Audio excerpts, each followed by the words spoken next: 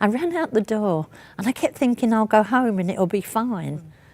That's, you know, it's surreal. And our lives are good, aren't they? And so I got down the corridor in the hospital, and I remember a policeman coming towards me, and he's holding his arms out like this, and he grabs me and he's hugging me and he's crying.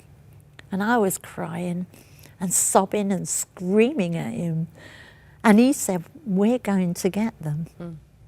Because he's angry now. And then I started, it came up out of my mouth, and I said, no, you're not, because you really don't care. Nobody cares. And I started to get really angry with this and shouting and screaming at him.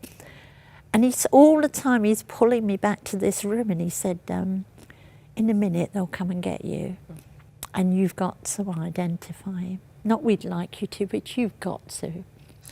And everything in your heart and soul. Didn't want to do it. Well, Really doesn't Ray, want to do you this. You didn't want to go in. No, No. I couldn't take it. And what we did, we both held each other's hand and took each other. You know, we were stopping and going, stopping and going. And outside the room were two policemen and a doctor. I said, can we donate his organs? Christopher carried an organ donor card. He was a motorbike rider for a pizza company. And the policeman said, no. He said, I don't know how to tell you this. You can't touch Chris. You can't hold him. Christopher, you know, I found that yesterday is the same. Christopher became what is known as the property of a coroner. But in Britain, we call him a crime scene. He's not a crime scene, he's my son. I remember we went in the room, Christopher's lying there, he's wrapped up like a mummy. There's still a bit of blood in his face. This side of his face was completely gone. They smashed his face in. And I lost it, I lost my temper, to be honest. I said to the police, if I can't kiss him on the forehead, that's the last thing he did to me when he left home. I'll dick everyone, sorry, this is where I speak in London, I'll knock you out. They had a talk and they said, you can kiss him but keep your hands behind your back. I couldn't touch my son. You couldn't touch him, could you? No. They told you that you couldn't bury your son for 16 Yeah. They had to work 16 weeks. 16 weeks. They had to work out, was it the kicking or the car that killed him? Right. And they had to remove his brain. And there's a special scarring comes, and that takes 16 weeks, and we couldn't bury him. Do you know what I said to the coroner when she said that to me? I said, that's not my son in there. My son's in heaven. You do what you want, because he gave his life to Jesus at 15. That's the peace we had, wasn't it? That was the only peace we had out of all of this. Ray, you decided to do something that I don't know if every parent could do. You decided before they even found the killers of your son to forgive them. I just knew we had to do it. Because I'd done revenge in my old days, and it doesn't work. It's not sweet. And I had to go this new way, and you couldn't get it, could you? I didn't want to get it. I'm riding on the anger, and I don't want to. I don't want to do this. It's been disloyal to Chris, isn't it? It's not right. You can't say that, and God can't ask us to do this, I said.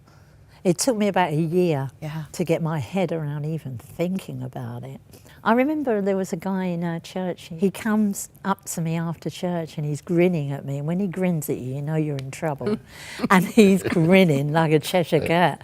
And he says to me, Vi, Jesus loves the boys who killed your son. Oh, how dare you say that to me?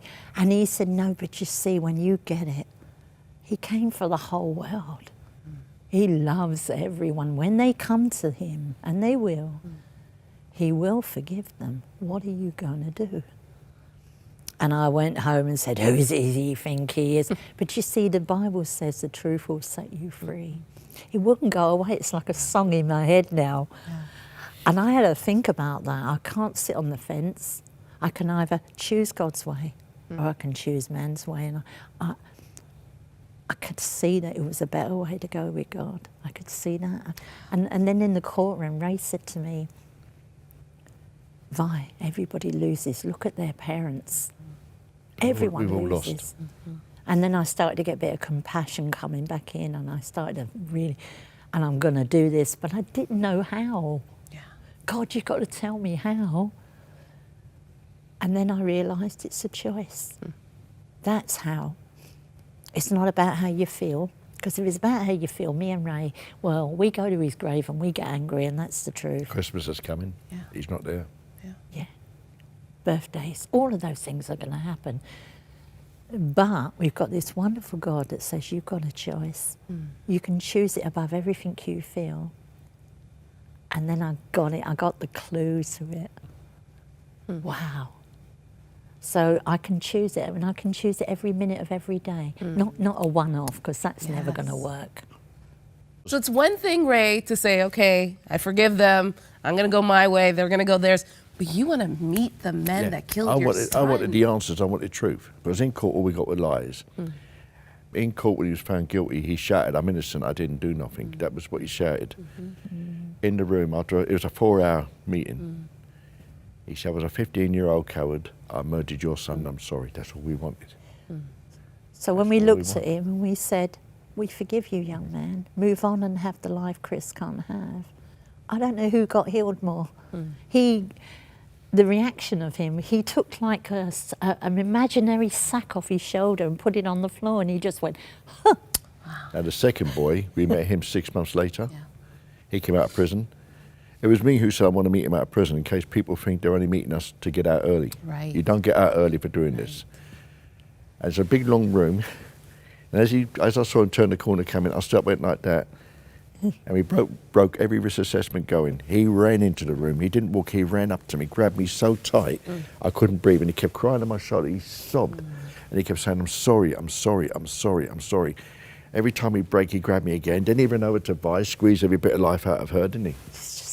Please just sit down and I mean, it's so overwhelming that everyone in the room's crying, the facilitators, you know, and the probation officers, they're all crying because it shouldn't have happened. He wanted to meet us years ago, and people wouldn't let us. It took us nearly 11 years to meet him because people kept getting in our way, wouldn't let us do it. All we ever wanted was the truth.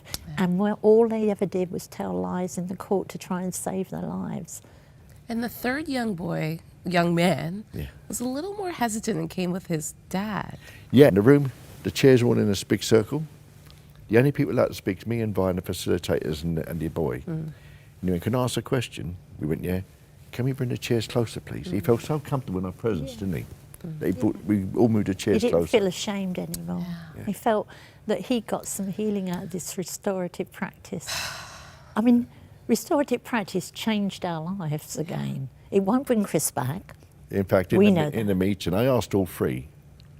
I said, "You don't know to us to apologise, you should apologise to Chris."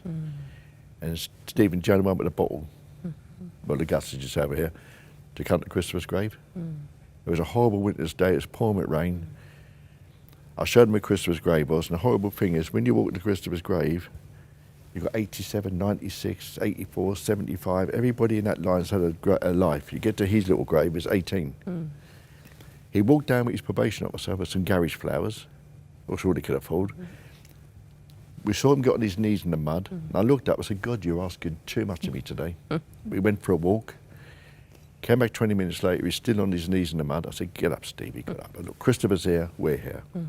Christopher had this attitude, I'm going to say it politely now because we're on Christian television.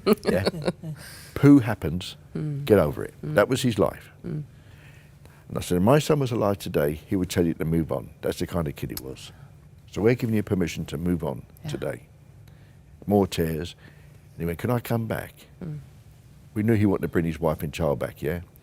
Of course you can. Oh no, he said, "What, there's someone here? I don't want to offend no one." See how he's thinking now? I said, "Steve, no one knows you from Adam. If anybody asks who you are, say his friend. We can't change the past, we can all be into the future." He wrote a letter that we can make public, and in the first letter he put, "My name's Stephen Andrews. I, along with other accomplices, was involved in the death of Christopher on the 26th of May 2001. He's making that public to the world. And way down in one of the paragraphs he put, "When Ray and Vi forgave me, it made me feel like a human again." We thought of him as monsters, didn't Do you remember what we said? Monsters. I had no idea this is what he was thinking of himself, you see? And then I saw the human being in the room. He's not a monster. You've now dedicated 15 years of your lives to restorative justice. You've gone to countless prisons. You're visiting even a prison here in Canada while you're here. This is something you passionately believe in. Sharing Chris's story And the redeeming part of Chris's story is that there is forgiveness. Absolutely.